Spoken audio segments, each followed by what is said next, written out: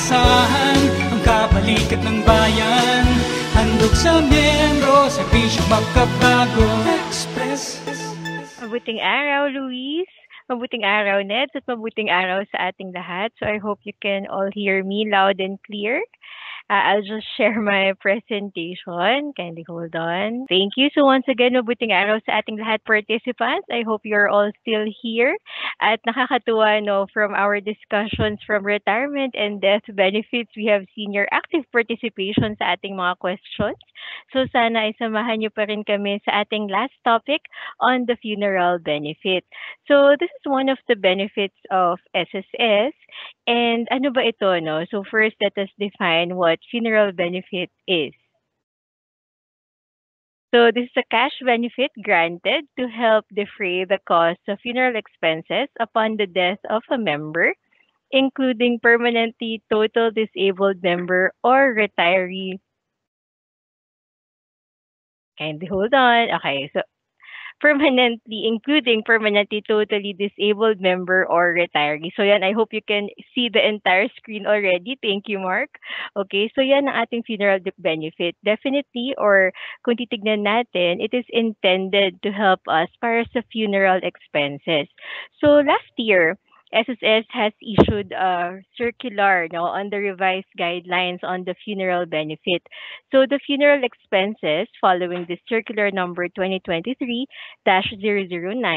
include the following: embalming services, burial transfer services and permits, funeral services for the dead, including church service fee or its equivalent from other religions kasama rin dyan, cremation or interment services, purchase or rent of coffin, purchase or rent of cemetery, memorial lot or columbarium, and payment for memorial or funeral insurance plan.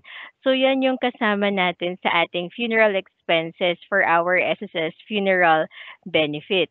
With regard to the amount of benefit, alam nyo ba na following this recent circular na ating binabanggit, meron tayong dalawang components dito.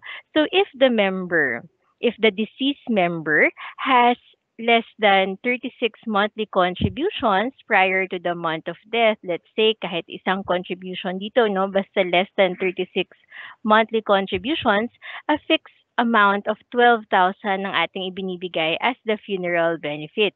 Meanwhile naman, if our deceased member has at least 36 monthly contributions, nag-range siya from 20,000 up to 60,000 yung magiging amount of funeral benefit. Depende na yan sa naging contribution ng ating member. So yan ang ating amount of funeral benefit na pwedeng ibigay sa magiging, hindi na ito syempre sa ating member, no, kasi deceased na siya, but doon sa beneficiary ng ating member following the order of priority of claimants.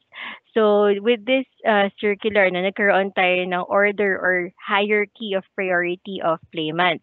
So ang priority na binibigyan natin ng funeral benefit ay ang surviving legal spouse, okay?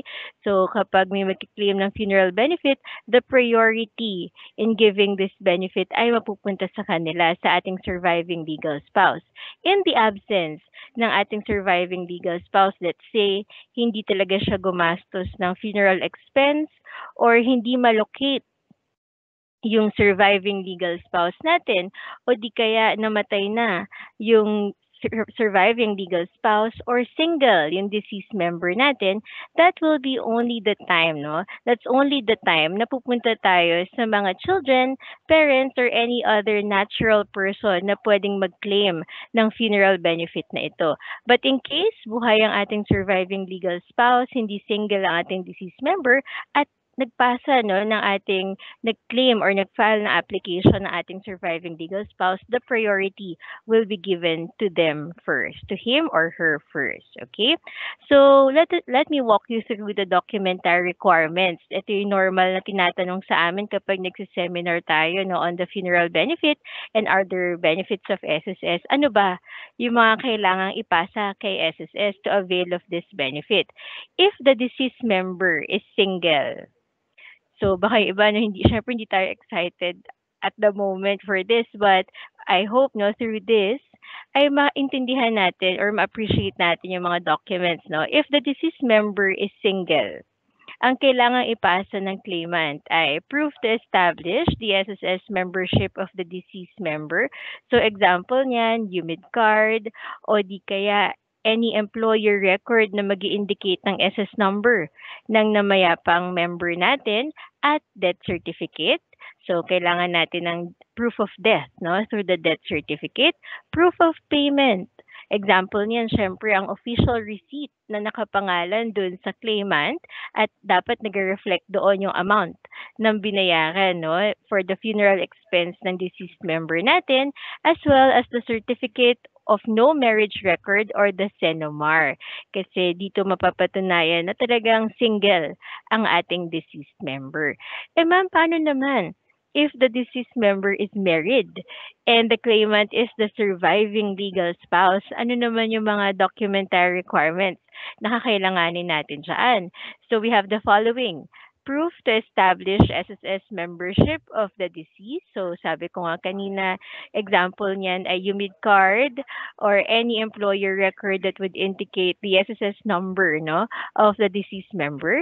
Death certificate, syempre marriage certificate para ma-claim na siya talaga ang surviving legal spouse, and proof of payment. But for our surviving legal spouse na magpa-file for the funeral benefit, hindi required na magpasa ng proof of payment kung ikaw ang legal spouse. In lieu of that, you may submit an affidavit or online certificate na magsasabi na ikaw talaga yung surviving legal spouse. But if you have the proof of payment, you may do so, no? You may upload that, but it's not required, no?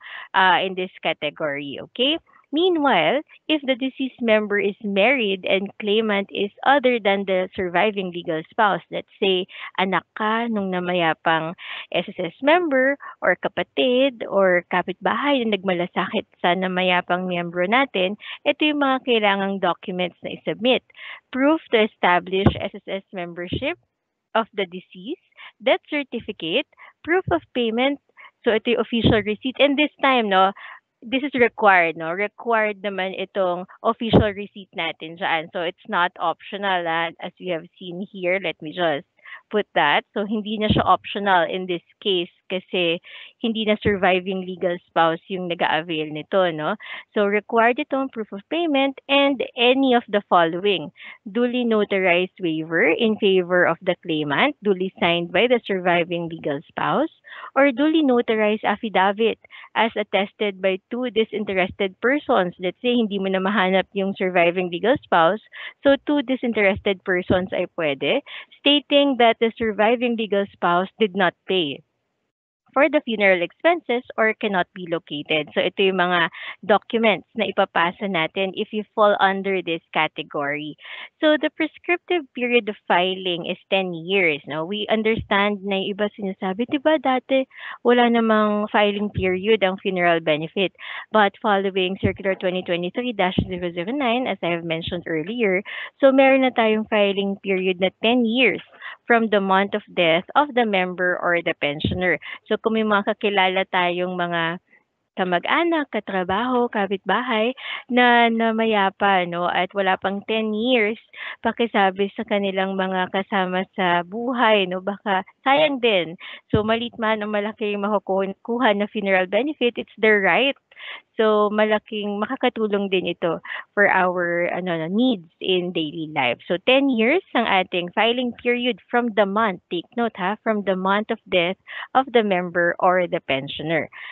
Now, we proceed to the manner of filing for the funeral benefit. So, paano ba mag-file ng funeral benefit kay SSS? Actually po, ay may dalawang paraan. Kanina, narinig ko, diniscuss na rin ang dalawang paraan na ito, no? From our retirement benefit discussion and death benefit. Ngayon naman, for the funeral benefit, ito pa rin yung dalawang paraan natin. Either via online, through your my.sss account participants, or over-the-counter filing at the nearest SSS branch. So, unahin muna natin ang pag-discuss sa ating online filing for the funeral benefit. So, paano ba pina-file ang funeral benefit online? So una, mag-login lang tayo sa ating my.sss account. So we hope na lahat tayo ay meron ng my.sss account. Kung wala pa ay after this webinar ay sana ay magbukas na kayo ng inyong mga accounts, no, for free ito. And it's really helpful for you to do your online transactions with SSS. So ayan, no, just log in to your my.sss account, and particularly under the benefits tab, i-click nyo lamang yan and click on apply for funeral benefit. This one, the one with the red arrow.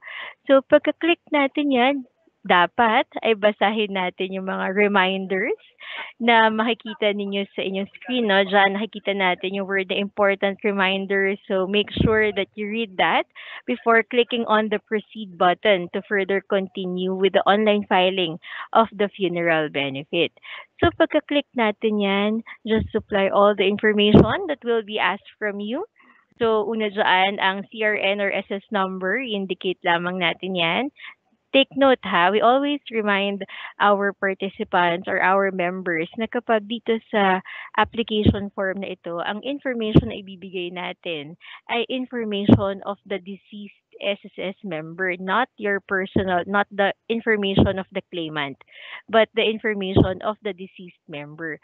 So ilagay lamang ang SS number, then the surname, given name, date of birth, date of death rather, also, and as well as the amount of funeral expenses. So make sure na yung amount of funeral expenses na ilalagay dito ay same amount na naka-reflect sa inyong proof of payment, no, sa inyong OR, kasi para mag-match siya, wala tayong discrepancy as to the data. So isupply lamang ang information na iyan, and then choose your bank account. So, i-click lamang din itong drop-down menu for your bank account. Then, civil status of the deceased. Indicate nyo kung single ba yung deceased member natin, married, widowed, no? Pwede nyo piliin yan from the drop-down list, as well as your relationship with the deceased. If you're the spouse, if you're the child, no? If you're a child, if you're the parent. And kapag may ibang category naman, let's say kaibigan ka, meron naman tayong option doon na other. So you can click or select that one from the drop-down menu before clicking on the proceed button to further continue with your application. So after niya, no, happy path tayo participants, i-attach naman natin ang ating supporting documents. So ano ba yung supporting documents? As we have discussed earlier, no, as we have walked you through the documentary requirements per category, kung single yung deceased member rather, or let's say yung deceased member ay married at ang claimant ay ang surviving legal spouse, or if the claimant ay besides the surviving legal spouse, we have a set of documentary requirements that we have discussed, no? So yan ang i-attach natin dito sa portion na ito. So in this case, ang sample natin ngayon ay for the surviving legal spouse, yung claimant ng funeral benefit ng ating deceased member. So ang i-attach niya dito ay proof to establish the SSS membership of deceased member, UMID card, or any record na may SS number ang inyong deceased member, ang ating deceased member, proof of death, death certificate, marriage certificate, very important to really establish that you are the legal spouse. And dito yung proof of payment natin ay optional since ito ay for the surviving legal spouse. And in lieu of that one, mag-submit tayo ng affidavit or online certification that you are indeed the surviving legal spouse. So mamaya magkakaroon ng certification. So i-upload lamang lahat ng documents. Make sure na readable ang ating i-attach na supporting documents at in PDF or image file size. If I'm not mistaken, 3 MB, no, ang format ng file size na dapat i-upload dito sa ating online filing for this particular portion. So after doing so, ito na yung sinasabi ko na may certification part, no, with undertaking for the surviving legal spouse claimant. So, i-tick lamang ang check to certify and proceed before clicking on the proceed button to further continue with the application. Okay? So, ito namang second portion na ito ay for our claimants na hindi surviving legal spouse. Let's say, ikaw ay kaibigan ng namayapang SSS member. So, ito yung makikita mo naman, no, upon, kaya very important participants na isa-select ninyo kung ano ba yung relationship nyo dun sa namayapang SSS member. Kanina, di ba, meron doong portion na relationship to the deceased member. So, kung anong pipiliin nyo dun, the supporting documents that will be asked from you in this online filing will follow suit. So kung in this case, ikaw ay kaibigan, others yung pinili mo as the relationship to the deceased member, ito naman ang i-attach mo na supporting document. Proof to establish SSS membership of deceased member, proof of death, ito hindi na optional but required ang proof of payment natin of funeral expense kasi other than the surviving legal spouse na ang claimant, as well as additional supporting documents. Required din ito. So, you may either submit a duly notarized waiver, duly notarized affidavit, no, signed by the wife o di kaya by two disinterested persons, Senomar, death certificate and marriage certificate of the legal spouse. So, you can just select kung ano yung document na available on your end to further continue with your application. Then, i-click lamang ang proceed button.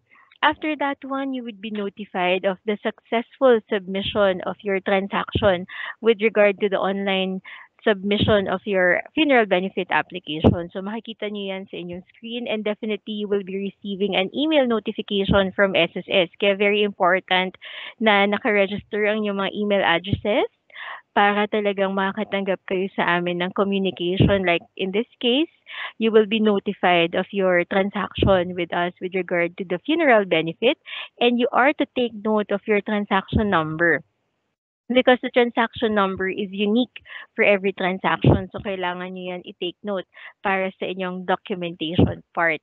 And we always remind everybody that after you have submitted your application kay SSS, kindly monitor the status of your application. So, you may view your or monitor the status of your submitted applications through your my.xs account. Nandoon sa status part or remarks column natin kung ano na ba nangyari dun sa inyong sinubmit na application. Okay? So very important yan. No? Sabi nga, it takes two to tango. We will also do our end. We will also do our share. No? But it is important for our members or claimants to also monitor religiously their submitted applications kay SSS. Okay? So that is how we do the online filing with regard to the funeral benefit. Ngayon naman ay tutungo tayo sa over-the-counter filing at the nearest SSS branch, no? Because we have the file anywhere policy, so you can file kahit mas maganda po, no, dun tayo sa malapit na branch sa inyo para hindi na talaga mahirapan. But we encourage everyone to file online na para hindi na po, para safe sa ating lahat at the comfort of your homes, at your fingertips, you may already transact with us. But we do understand that some would want to do over-the-counter filing, and lalo na po for our claimants, let's say yung claimant ay hindi SSS member, so hindi siya makakapagbukas ng kanyang my.sss account, so you may freely visit, no? You are free to visit any of our branch. Mas maganda po yung malapit sa inyo para hassle-free talaga at safe, okay? So how do we do the over-the-counter filing? Step number 1, you prepare the funeral claim application. So the form is downloadable from our SSS website. So you are to download that and accomplish. There's a set of instructions at the back of the funeral benefit claim application. So pwede nyo tignan yan for reference. Same sa ating naging discussion ngayon kung ano ba yung supporting documents na kailangan nating i-attach together with this benefit claim application. And kindly also attach a copy of your bank account details from a PesoNet participating bank as part of the required supporting documents when you file over the counter. Step number 2 naman, you submit the accomplished or completed form along with the required supporting documents to the nearest SSS branch and wait for the official notice from us. So you will be notified either through text or email on the status of your application. So very important yan ang pag-monitor, no? Monitor na inyong submitted application. And for the last step, Eto nga, no, sabi natin, you monitor the approval of your benefit and its disbursement. And reminder for our SSS member claimants, you can monitor and check the status through your my.sss account. And for our non-SSS member claimants, you may visit or you may wait for the official notice from SSS. So regarding the status or approval of your application. So you may also inquire online via email through usaptayo@sss.gov.ph to follow up on the status of your application. Indicate nyo lang dyan yung naging transaction number also para may reference kami kung sa ano ba yung pinatutungkulan na pina-follow up nyo sa amin na application. Okay? So that's how we file for the funeral benefit, no? Either through the online platform or over-the-counter filing tayo. And very important yung pag-submit ng mga supporting documents for us to evaluate your applications with regard to the funeral benefit. And if ever may late pumasok sa ating webinar room ngayon at hindi na simula ng ating discussion on the funeral benefit per se, so you may view the revised guidelines dito na may QR code tayo or the SSS Circular Number 2023-009 for further reference. So that ends our presentation or discussion on the funeral benefit. So thank you for listening at mabuting araw sa ating lahat. So back to you, Luis and Ned. Ayan, maraming salamat Ma'am Pat sa pagbabahagi ng mga impormasyon on funeral benefit. Bago po tayo dumako sa Q&A, nais lang po namin inform ang ating mga kaeskwela na the new SSS mobile app is here. You may download it through Google Play, Apple App Store, and Huawei App Gallery. Kailangan mo ba ng mabilis na pag-generate ng Payment Reference Number or PRN? O gusto mo bang magbayad ng contributions at i-boost ang iyong pension ng madali? Kung ang sagot nyo ay yes, i-uninstall na ang old app at i-install ang bago ngayon. I-download ang new SSS mobile app para sa easy access sa mga services anytime, anywhere. So siguro po ang ilan sa inyo ngayon ay nakapag-download na. Hanapin nyo lang po ang My SSS sa ating pong mga App Store. Okay, ngayon po ay magpo-proceed na tayo sa ating mga questions patungkol sa ating topic. Para sa unang question, Ma'am Pat, ready na po ba tayo? Okay, Ned. Okay. First, what if nawala ang legal spouse? Sorry, what if nawala ng legal spouse ang official receipt na ginamit sa pagpapalibing po? Okay, thank you, Ned. So what if nawala ni legal spouse yung official receipt? So paano siya makakapag-file for the funeral benefit? That's a good question, no? So if the claimant is the surviving legal spouse, kagaya ng mention natin kanina, kung wala siyang official receipt, in lieu of that receipt, ang pwede niyang ipasa is yung affidavit or the online certification kasi kapag surviving legal spouse, hindi naman required yung official receipt na ipapasa, no? Basta very important is the proof to establish the SSS membership of the deceased, death certificate, marriage certificate, and yun nga, yung affidavit or online certification na siya ang surviving legal spouse, no? That would already be sufficient kung nawala niya yung official receipt. Okay, yung question po pala na yon ay galing kay Anonymous. Hindi siya nagpakilala, Ma'am Pat. Hi, Anonymous. Thank you, Ned. And para po sa ating next question, galing naman kay Sir Brian. Paano ko ma-file ang funeral benefit ng tatay ko? Hindi alam kung ano ang kanyang user ID and password. Sorry, Ned. Paano ifa-file yung funeral benefit ng tatay ko kung hindi niya alam yung user ID nung tatay? Opo. Okay. User ID and password po. Okay, thank you for that question, Neds. No? So itong question na to actually isa ito sa mga frequently asked questions kapag may seminar. So parati natin i-remind yung participants na yung login credentials na kailangang alam ay yung login credentials ng claimant, hindi yung login credentials ng deceased member. So kasi kung ako yung claimant, pag mag-file ako online, knock on wood, no? So, ang gagamitin ko ay yung my.sss ko as the claimant. So, you don't have to know the login credentials ng ating deceased member. So, kay Brian na nagtanong, no, you can use your own my.sss to file for the funeral benefit of our deceased SSS member. Thank you, Ma'am Pat, sa pagsagot sa question ni Sir Brian. So, reminder po sa lahat, sariling SSS or my.ss account po ang gagamitin pag magke-claim. Kay Ma'am Pat, ang atin naman pong next question ay galing kay Sir Arvin. Kung married sa iba yung live-in partner and matagal na silang hiwalay ng wife, no communication, and yung kalib-in niya ang gumastos ng funeral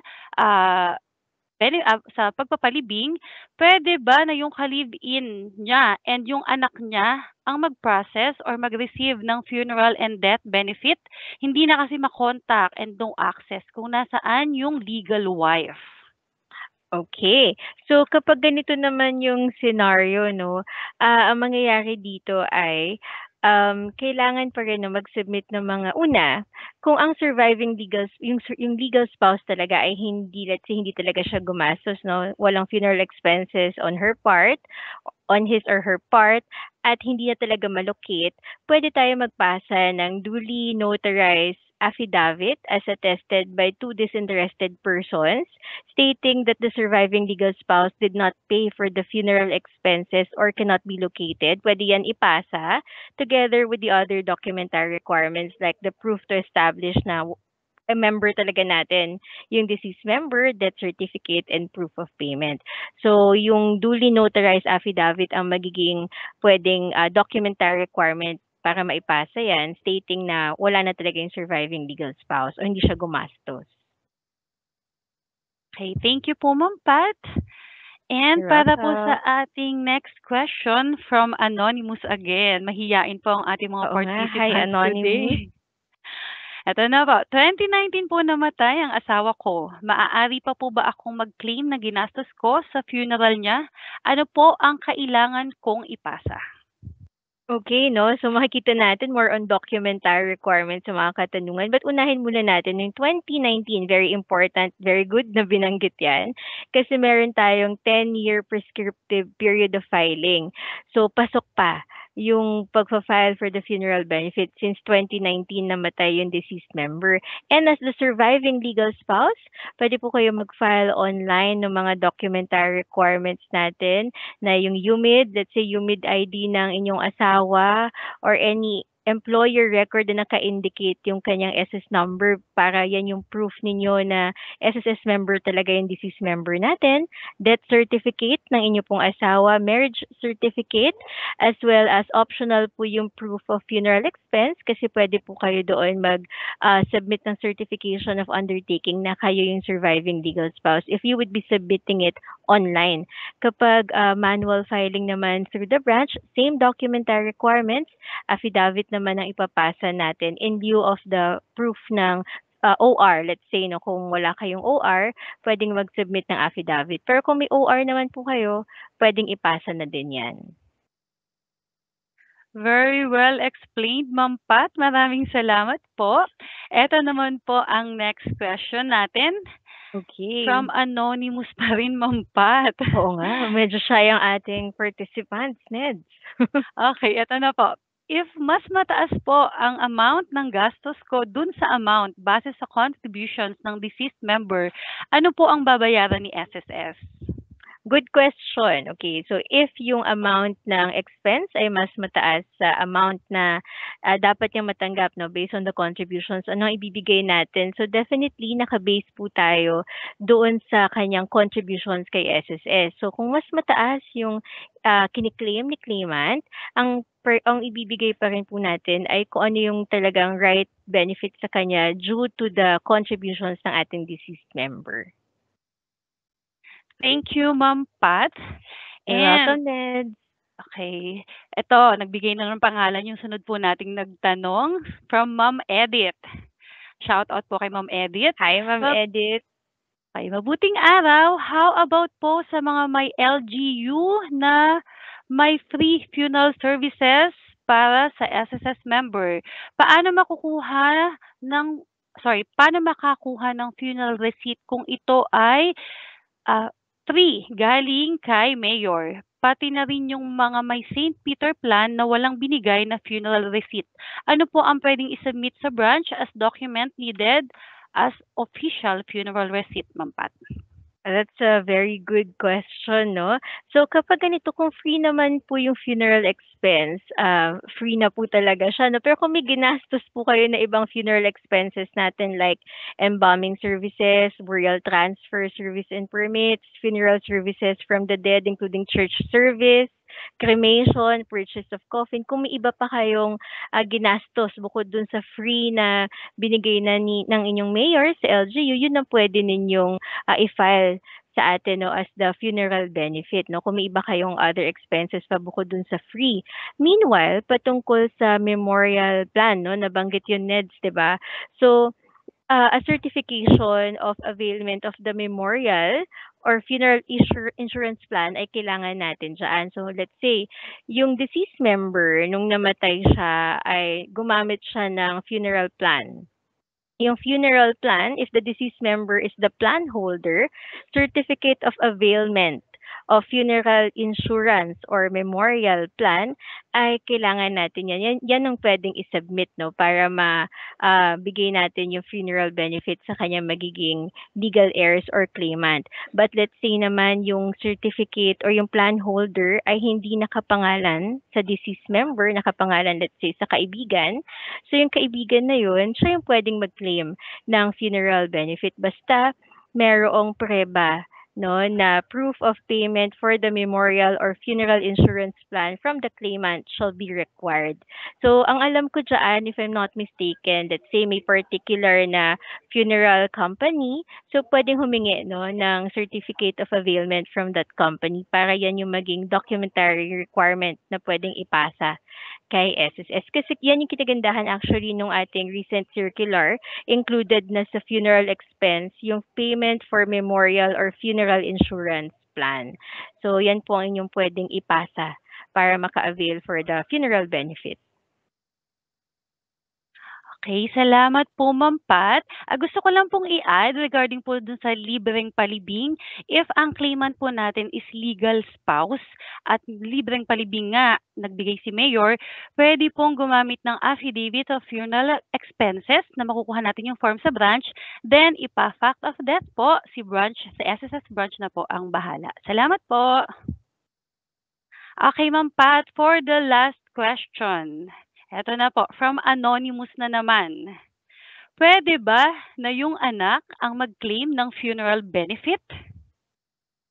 Yes, no, pwede naman kung siya po yung gumastos ng funeral expense ng ating deceased member, pwede siyang mag-claim ng funeral benefit. But ang sinasabi nga natin kanina, ang ating priority muna dito ay ang surviving legal spouse. So kung ang surviving legal spouse ay hindi talaga gumastos for the funeral expense at siya ay hindi na malocate or namatay na ang surviving legal spouse, then yes, pwede pong mag-file naman yung anak kung siya po yung gumastos for the funeral expense ng namayapang SSS member. Salamat pong muli, Ma'am Pat, sa pagsagot sa mga katanungan ng ating mga participants. You're welcome, Ned. Thank you also for the question. Maasahan ang kabalikat ng bayan, handog sa miyembro, serbisyo pagkabago, Express.